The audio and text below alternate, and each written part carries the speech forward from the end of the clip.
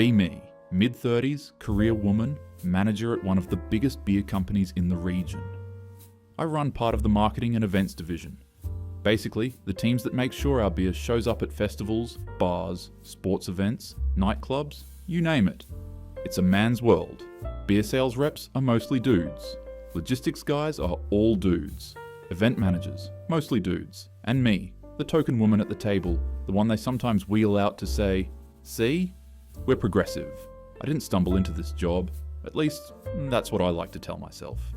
I did the whole business school track, got my master's in marketing, bounced through internships at agencies, spent plenty of time fetching coffee for guys who somehow always got promoted twice as fast, usually because they played golf with the boss. Even back at uni, I noticed beer companies, sports companies, all the fun industries, crawling with guys. Women ended up in HR or comms, tucked away from the real action. When I finally landed my spot here, I told myself it was because I outperformed everyone. I worked late, volunteered for the travel nobody wanted, pushed harder than the rest. That's how I like to frame it. But if I'm being brutally honest, I was also the only woman in the candidate pool, and the company had just announced a whole diversity push. Looking back, I can't exactly pretend that didn't grease the wheels. Still, at the time, I convinced myself it was merit. And if anyone hinted otherwise, I snapped back because I'd heard enough of "she's just here because she's a woman." So yeah, sitting at that boardroom table as the only woman, I carried that chip on my shoulder. But after a while I thought, maybe that's exactly why I'm here. If I'd spent my whole career pissed off about how men gatekept this industry, maybe this was how I could finally flip it. So I made it my mission. Not just to hire more women, but to prove something. To prove that women weren't just as capable as the men around me, but more capable. That all the smug, old school guys at the table would eat their words once they saw how much better we could run things. I even had a picture in my head of the big moment Oktoberfest, our crown jewel event of the year. Hundreds of thousands of people, mountains of beer, every distributor and client watching closely. If I could field a team of mostly women to pull off a flawless Oktoberfest, it would shut the guys up once and for all, probably make huge news as well. That was the dream. My revolution in one weekend. But revolutions don't happen overnight, so I started building piece by piece. Whenever we needed new hires, interns, or coordinators, I pushed for women. Didn't matter if they weren't the strongest resume in the pile. I'd tell myself, that's only because they never had the chance before. I set up a Young Women in Marketing internship program. I recruited aggressively, job fairs, mixers, networking events. If a woman seemed remotely enthusiastic about branding or events, I'd say, "Send me your CV, I'll find you something." I wanted to fill our teams with new energy, new ideas, people who weren't just the same old frat boy types who think beer marketing equals football and bikini models. And when I talked about it in meetings, I dressed it up with numbers. Diverse teams perform better. A stat I'd half remembered from some article. My bosses didn't push back much. Probably because they liked the optics. A few of the guys in my department rolled their eyes, but they didn't dare say anything directly. Still, I heard the whispers. Comments like, "She's just hiring her girlfriends," or "She doesn't care about results, just quotas." One guy even joked, "If I change my LinkedIn pronouns, maybe she'll promote me." I laughed it off in the moment, but inside, I was livid. I wasn't being biased. I was fixing a bias. I was balancing the scales. That's what I told myself anyway. Because yes, sometimes I'd look at the stack of resumes and see that the best candidates were men. Experienced men, qualified men. Guys who had already run major events, managed budgets, proven themselves in the industry. And then next to them, I'd see a woman who wasn't as strong on paper. Maybe she'd never run a big event before. Maybe her Excel skills were shaky. Maybe her work history was patchy. But on her CV, she had things like led campus women in business society, or organized local marches for gender equality. She'd taken electives in gender studies, volunteered at diversity non-profits, spoken on panels about breaking barriers. To me, that said more about her potential than another 5 years of relevant industry experience ever could. So I'd pass over the men who were objectively more qualified and pick her instead. Every time, I told myself it was the right thing, that the long-term payoff, proving women like her could thrive here would be worth it. I was convinced I was building something revolutionary, a new era in beer marketing, one where women like me wouldn't be the exception, we'd be the standard. 3 months later, my team was looking the way I'd imagined. Out of the 12 people directly under me, 8 were women. Fresh hires, interns, coordinators, junior managers. You could feel the difference when you walked into our floor of the office. Brighter, friendlier, way less of that bro locker room vibe. For the first time, I thought, this actually looks like progress, and Oktoberfest, less than 2 months away. The clock was ticking, but I felt good. My dream team was in place. All that was left was to prove what I already knew, that women could run circles around the men in this industry. But little cracks started to show. First, the logistics disaster. One of my new hires, a woman I'd brought in straight out of a grad program, was in charge of organizing refrigerated trucks for a smaller regional beer festival. Simple task. She forgot. The kegs sat in storage overnight, and by the time they hit the venue, they were warm. We had furious clients calling, attendees blasting us on Instagram, even a distributor threatening to back out of future events. I covered for her in the debrief. Told my boss it was a miscommunication, told the team mistakes happen. Inside, I was irritated, but I reassured myself she just needed more training. Men screw up too, don't they? Why is it only noticed when a woman does? Then came the marketing misfire. Another hire, a young, super passionate woman who'd impressed me with her activism background, pitched a campaign built around beer equals liberation. Billboards, social media posts, the whole thing dripping in feminist messaging. I greenlit it, excited to break the mold. It bombed. Our male customer base, the bread and butter of beer sales, mocked it online. Sales took a noticeable dip in that region.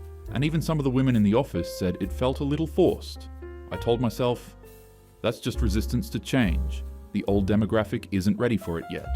They'll get there. Then there was the HR drama. One of my coordinators filed a harassment complaint against a bar manager we worked with.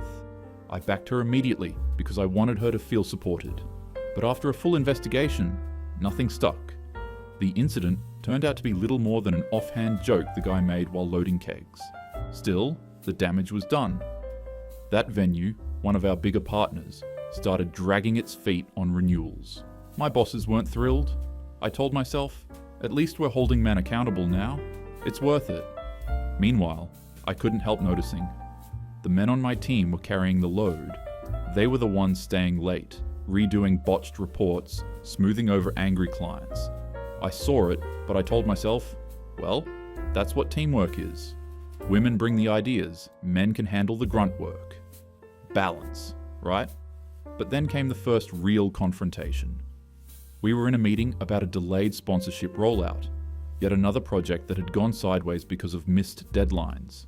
I was trying to keep it positive to steer the conversation towards solutions, when one of the senior guys, Keith, suddenly snapped. He leaned back in his chair, arms crossed, eyes burning into me. Why do I have to redo 3 people's work just because you think diversity matters more than results? The room went dead silent. You could feel the oxygen vanish. Everyone froze. I forced a smile, trying to brush it off. That's not what's happening here. We're a team, and... He cut me off. No, that's exactly what's happening. I stayed here until 11 last night, redoing the event deck, because 2 of your new hires couldn't format a client presentation without breaking the numbers. Keith slapped the papers in front of him. This isn't empowerment, it's babysitting. A couple of the women on the team immediately jumped in. One of them, my intern, snapped back, wow, maybe if you actually mentored people instead of tearing them down, they wouldn't struggle so much. Another chimed in, yeah, you're just intimidated because women are finally getting a chance in this industry.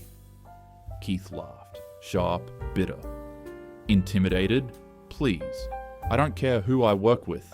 I care about getting things done, and right now, every major mistake is coming from the same place. That stung. I could feel my face heating. Okay, that's enough. You're being unprofessional, I shot back. But he wasn't done. Unprofessional is watching clients walk away because people don't know how to do the job they were hired for. Unprofessional is watching you pass over qualified people because they don't fit your little quota experiment. I snapped. Excuse me? This isn't about quotas. This is about balance. About fixing a system that's been unfair for decades. Joshua, one of the guys, muttered under his breath. Not loud enough to be a direct challenge, but I caught it. Doesn't feel very balanced when 5 of us are doing 12 people's work. That made one of the women bristle. Maybe you just can't handle women in charge. The tension was electric, crackling across the table. Half the room glaring, the other half staring down at their laptops like they wanted to disappear. I shut it down, raised my voice just enough to cut through. Enough. We're not doing this here. We'll address workloads and responsibilities later. This meeting is about the sponsorship rollout. Out loud, I kept my composure, but the comment stuck with me. I didn't want to admit it, but part of me wondered if he had a point. In the weeks leading up to Oktoberfest, I told myself we were ready. The training sessions, the planning calls, the endless checklists. I thought I'd drilled the women into the standard they needed to be. I really believed we could run this event flawlessly, prove everyone wrong. Then Oktoberfest finally kicked off. It wasn't just another event, it was the event. 2 full weeks, wall-to-wall beer tents, packed crowds, international distributors, every sponsor we had watching closely. This was supposed to be my moment, the one I'd been building toward. The first day was a mess. Sophie, one of my coordinators, completely botched the permits. Our delivery trucks sat outside the fairgrounds for hours because nobody had the right passes to get them inside. By the time the kegs finally rolled in, half the booths were already running dry. I cornered her by the staging area, trying to keep my voice low but sharp. Sophie, how could this even happen? We went over the permit process 3 times in prep meetings. This is basic logistics. She rolled her eyes like a teenager. Well, maybe if someone actually explained it clearly instead of rushing through slides, I wouldn't have missed a form. My jaw clenched. Are you serious right now? This is costing us thousands. Sophie folded her arms. Don't pin this all on me. Maybe if you didn't expect me to handle everything by myself? She trailed off, muttering something about toxic expectations. I wanted to snap, to rip into her on the spot, but I forced myself to take a breath and keep my cool. Losing it in front of the crew would only make things worse. Then Hannah, who was supposed to oversee promotions, broke down crying behind the tents, said the crowd was too aggressive and that she didn't feel safe handing out samples. I crouched next to her, trying to steady my tone. Hannah, you knew this was part of the job. We talked about crowd control, we practiced the scripts. You can't just disappear during peak hours. She sniffled, shaking her head. Sorry I'm not some strong, unshakable manager like you. Maybe find someone else who's cut out for this. I'm just not. Gaslighting me, turning it around like I was the problem. My stomach twisted with frustration. I wanted to scream, to tell her to pull herself together. But again, I bit my tongue, forced a brittle smile, and reassigned Keith and Joshua to cover her shift instead. Inside though, I was fuming. 2 disasters back to back, and both of them acting like it was somehow my fault. By the afternoon, tensions were spilling over. Sophie and Hannah got into a screaming match behind one of the beer tents. Something about who was supposed to handle signage versus scheduling, I don't even know. Customers filmed it on their phones, of course, and within hours, the clip was all over TikTok. 2 of my empowered hires, red-faced, swearing at each other in front of stacked kegs. Hashtags like #drama. At Oktoberfest and #GirlsRunTheShow trending by the evening. By the second night, it was chaos. Booths unmanned, lines stretching down the block, drunk customers booing and chanting for refunds. Someone posted a video of a guy waving a 20 at an empty counter yelling, "Where's the beer?" It went viral. Keith finally lost it. He pulled me aside after covering yet another booth. "Why are they even here?" he asked, jerking his thumb at Sophie and Hannah. "This is Oktoberfest, not daycare. You think sponsors care about representation when the taps are dry?" Joshua chimed in, quieter but sharper. "This is going to cost you, and not just them. If the board thinks you tanked this on purpose just to push your little gender war, don't be surprised if you're out the door." I brushed them off, smug. Told them they were being dramatic, that big change takes time. But I could see it in their faces, they'd written me off already. By day 3, my bosses called an emergency meeting. I walked in already rehearsing excuses about teething problems and high-pressure environments, but they weren't having it. One of the VPs cut me off. We don't care about excuses. We care about PR. We've had 2 sponsors call threatening to pull out. If you don't fix this immediately, it's your head. That's when the unthinkable happened. They ordered me to bring in a backup crew. Not my women, not the team I'd handpicked and trained. A group of contractors, mostly guys, borrowed from one of our competitors' logistics arms. Making that call was the most humiliating moment of my career.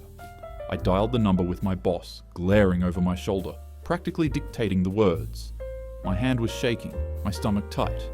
Every ring of the phone felt like a nail in the coffin of everything I'd tried to prove. The men showed up the next morning like a rescue squad. Within hours, lines were moving, trucks were on schedule, stock was balanced, tents were fully staffed. They didn't argue, didn't break down crying, didn't forget basic logistics. They just got it done. Fast. Efficient. No drama. The contrast was brutal. Sophie and Hannah shrank into the background, red-eyed and sulking, while Keith and Joshua worked seamlessly with the replacements. The crowd relaxed. The hashtags started shifting. By the end of the first weekend, our Oktoberfest booth was running like it should have from the start. One of the replacement guys, a tall, bearded logistics contractor, came up to me while tightening a tap line. He wiped his hands on a rag and nodded toward the chaos that was slowly settling. "So, you're the manager, right?" I straightened my blazer, trying to sound in control. "Yes." "That's me." He chuckled, not unkindly, but with that tone that stung more than if he'd just said it outright. "Heard it's been a mess the last couple days." What happened? I scrambled for words. It wasn't a mess. We just had a few hiccups with staffing. New hires. It's been a learning curve. He raised an eyebrow, clearly unconvinced. Learning curve? At Oktoberfest. He let out a low whistle. Ballsy. Another one of his crew chimed in while hauling a keg onto a dolly. Look, no offense, but if you're gonna experiment, maybe don't do it at the biggest beer festival in Europe. The other guys laughed, not cruelly, just in that easy working man way that made me feel even smaller. I forced a tight smile, pretending I didn't hear the subtext. "Well, it's under control now." The bearded guy shrugged. "Sure." Thanks to us, he winked, then walked off with his crew, moving like a machine. No complaints, no theatrics, just getting it done. I stood there, clipboard in hand, watching them run circles around the team I'd spent months assembling. And for the first time, I couldn't even muster an excuse. Technically, the event was salvaged. We didn't lose it entirely, but the damage was already done. The TikToks, the hashtags, the headlines, those lived on. The press was vicious, and my name was right there in the write-ups. Festival mismanaged under Diversity Initiative.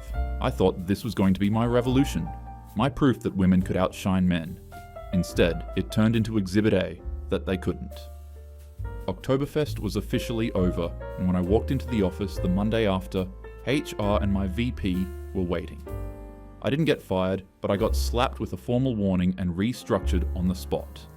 Translation: Keith was now heading the events division, with Joshua promoted as his deputy. My new title was technically still manager, but the scope was gutted. Half my team reassigned, half my budget gone. I was left with scraps, side campaigns, secondary venues, things that didn't matter. For the first time, I wasn't sure if I believed in my own story anymore. Sitting there, watching Keith run the meetings I used to lead, was excruciating. He was calm, efficient, decisive. People respected him. The same people who used to snicker behind my back now leaned in when he spoke. But here's the thing. I don't believe for a second that men are inherently better. I can't. That would mean admitting everything I've worked for was a lie.